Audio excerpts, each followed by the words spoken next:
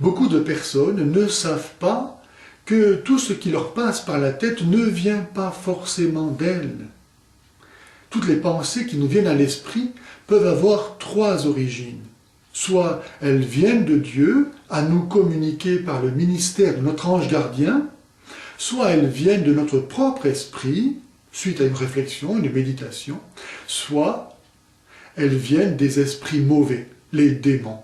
Souvenez-vous de Jésus au désert qui a été tenté par le démon.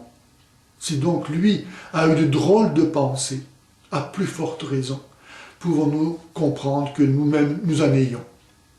Jésus a délivré à son époque les hommes des esprits mauvais, et il continue à le faire. Et il disait que lorsque le démon a quitté un homme, il s'en va prendre avec lui 7 autres esprits encore plus mauvais que lui pour habiter cet homme.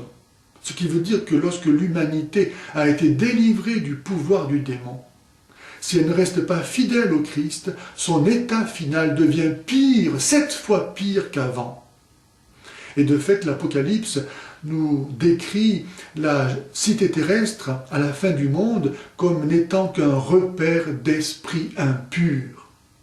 Saint Paul nous dit que les esprits rebelles sont nombreux et qu'à la fin du monde, nombreux seront ceux qui renieront la foi pour s'attacher à des esprits trompeurs. Aussi Saint Jean nous demande-t-il de ne pas se fier à tout esprit, mais d'éprouver les esprits pour voir s'ils viennent de Dieu.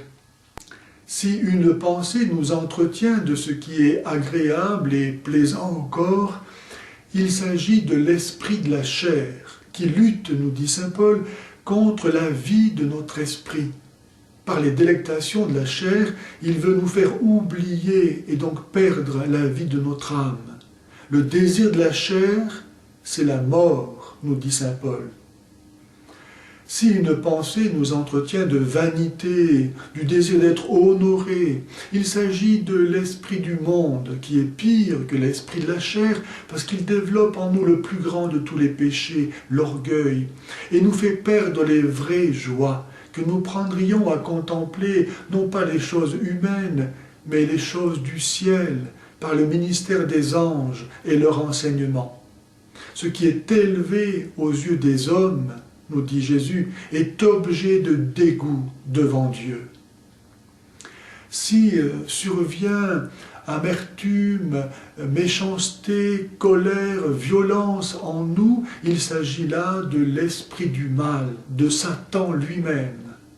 L'esprit d'amertume, de violence, de colère, de méchanceté est le pire de tous, parce qu'il nous fait perdre ce qu'il y a de plus précieux au monde, la charité, qui est Dieu même.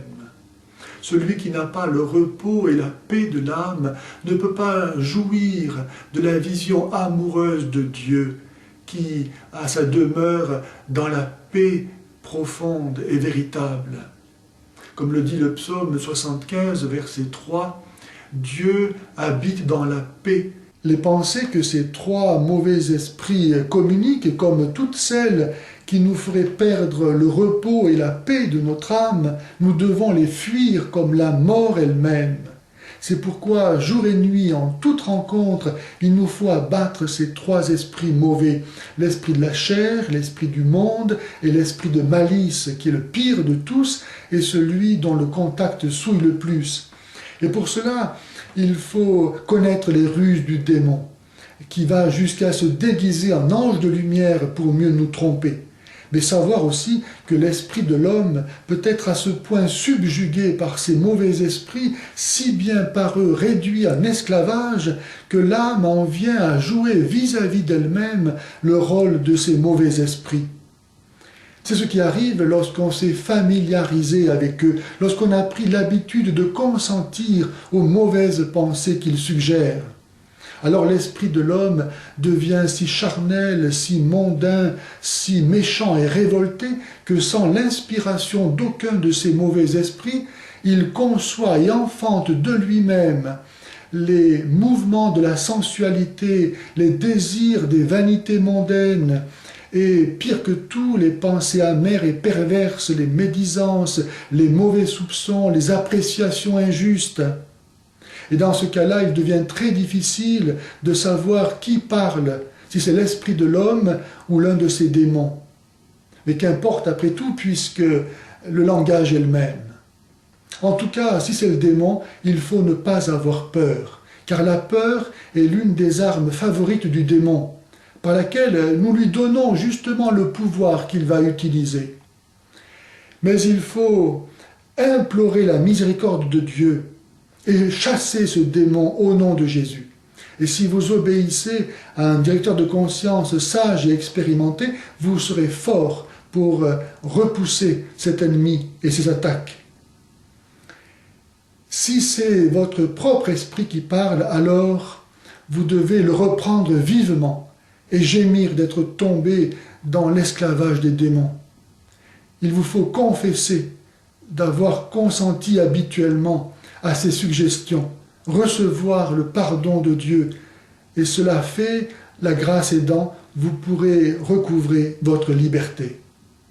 Votre liberté reconquise, il vous deviendra facile ensuite de discerner quel esprit parle en vous.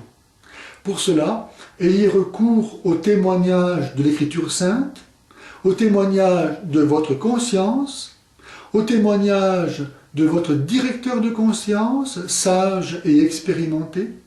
Vérifiez que vous avez bien confessé tous vos péchés passés et en avez fait une juste pénitence. Cela étant, sachez qu'après la confession, toutes les pensées qui vous excitent au mal ne viennent pas de votre esprit, mais des démons.